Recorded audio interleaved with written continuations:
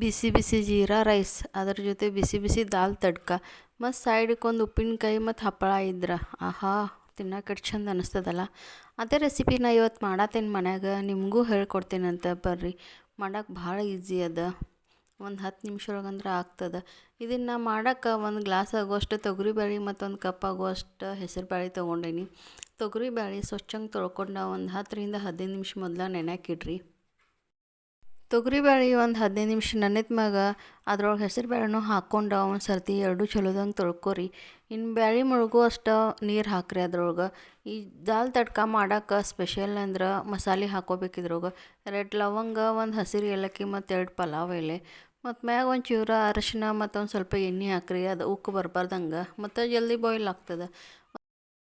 ಇನ್ನು ಒಗ್ಗರಣೆ ಹಾಕಕ್ಕೆ ಖಾರದ ಪುಡಿ, ಜೀರಾ ಪೌಡರ್, ಧನಿಯಾ ಪೌಡರ್ ಮತ್ತು ಗರಂ ಮಸಾಲ, 3 ಉಳ್ಳಾಗಡ್ಡಿ, 2 ಕೆಂಪು ಮೆಣಸಿನ್ಕಾಯಿ, 3 ಟೊಮೆಟೊ, ಒಂದು ಸ್ವಲ್ಪ ಕರಿಬೇವು, ಆಮೇಲೆ ಕೊತ್ತಂಬರಿ ಮತ್ತು ಶುಂಠಿ ಬೆಳ್ಳುಳ್ಳಿ ಇಷ್ಟು ಬೇಕಾಗ್ತದೆ.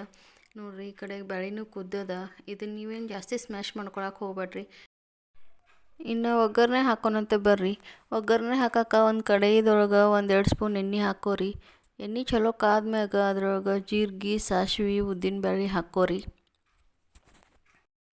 ಈ ತಡ್ಕ ಭಾಳ ಅಂದ್ರೆ ಒಂದು 10ರಿಂದ 15 ನಿಮಿಷ ಒಳಗೆ ಆಗ್ತದೆ. ಮಸ್ತು ಇರ್ತದೆ ತಿನ್ನೋದಕ್ಕೆ ಬಿಸಿ ಬಿಸಿ. ಯಾರೇ ಗೆಸ್ಟ್ ಅದು ಬಂದಾಗ ಪಟ್ಟಂತ ಮಾಡಿ ಕೊಡೋಕ್ಕೂ ಬರ್ತದೆ. ಇನ್ನಿದ್ರ ಕರಿಬೇವ್ದು ಒಗ್ಗರಣೆ ಹಾಕಿದ್ಮ್ಯಾಗ ಕೆಂಪು ಮೆಣಸಿನ್ಕಾಯಿನೂ ಹಾಕೋದು.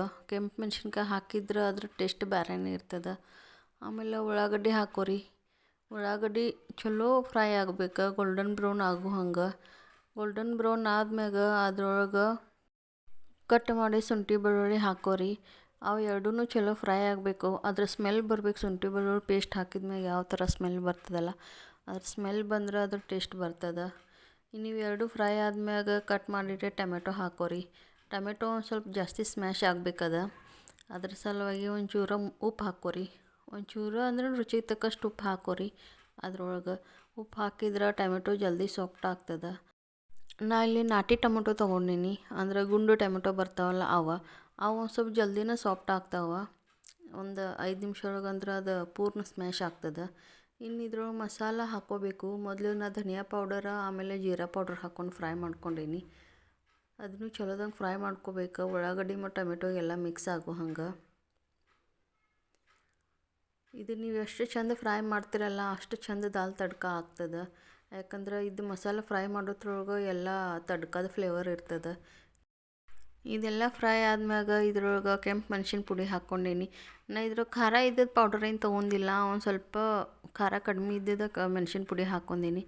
ಯಾಕಂದ್ರೆ ದಾಲ್ ಒಳಗೆ ಜಾಸ್ತಿ ಖಾರ ಇರಬಾರ್ದು, ಆದ್ರೆ ಅದು ತಿನ್ನಕ್ಕೆ ಟೇಸ್ಟ್ ಇರಬೇಕು. ಅದ್ರ ಸಲುವಾಗಿ ನಾ ಇದ್ರೊಳಗೆ ಖಾರದ ಪುಡಿ ಖಡಕ್ ಇದ್ದದ್ದು ಹಾಕ್ಕೊಂಡಿಲ್ಲ. ಇನ್ನು ಇದ್ರೊಳಗೆ ಬಾಯ್ಲ್ ಮಾಡಿಟ್ಟಿದ್ದು ಬ್ಯಾಳೆ ಇರ್ತಾವಲ್ಲ ಅದನ್ನು ಮಿಕ್ಸ್ ಮಾಡೋದು ಲಾಸ್ಟಿಗೆ. ಚಲೋದಂಗೆ ಮಿಕ್ಸ್ ಮಾಡ್ಕೊಳ್ಳೋದು. ಟೊಮೆಟೊ, ಉಳ್ಳಾಗಡ್ಡಿ, ಮಸಾಲೆ ಎಲ್ಲ ಬ್ಯಾಳೆ ಒಳಗೆ ಮಿಕ್ಸ್ ಆಗಬೇಕು.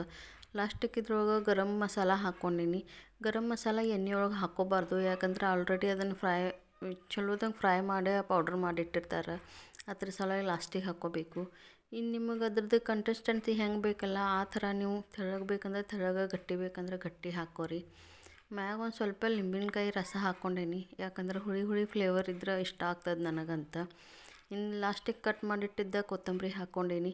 ಕೊತ್ತಂಬರಿ ಹಾಕಿದ್ರೆ ಅದಕ್ಕೆ ಚಾರ್ ಚಾಂದ್ ಅಂತಾರಲ್ಲ ಆ ಥರ ಟೇಸ್ಟ್ ಇರ್ತದೆ. ಇನ್ನು ದಾಲ್ ತಡ್ಕ ಅಂದ್ರೆ ಶೇವಟ್ ಒಂದು ತಡ್ಕ ಕೊಡಾಕಬೇಕು ಫೈನಲ್ ಟಚ್ಗೆ. ಇದಕ್ಕೆ ನಾವು ಒಂದು ಮೆಣಸಿನ್ಕಾಯಿ ಮತ್ತು ಒಂದು ಸ್ವಲ್ಪ ಕರಿಬೇವು ತೊಗೊಂಡೀನಿ, ಅದರಿಂದ ತಡ್ಕ ಕೊಟ್ಟೇನಿ. ಇದಕ್ಕೆ ತಡ್ಕ ಕೊಟ್ಟಾದ್ಮ್ಯಾಗ ನೋಡಿರಿ ನಂದು ದಾಲ್ ಫ್ರೈ ತಯಾರಾಗ್ಯದ.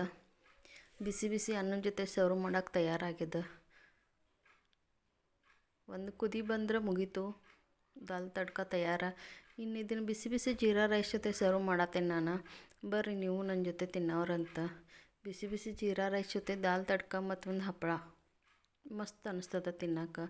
ವಿಡಿಯೋ ಇಷ್ಟ ಆದ್ರೆ ಲೈಕ್, ಶೇರ್, ಕಮೆಂಟ್ ಮಾಡಿರಿ ಮತ್ತು ಹಂಗೆ ಸಬ್ಸ್ಕ್ರೈಬ್ ಮಾಡಿರಿ. Thank you.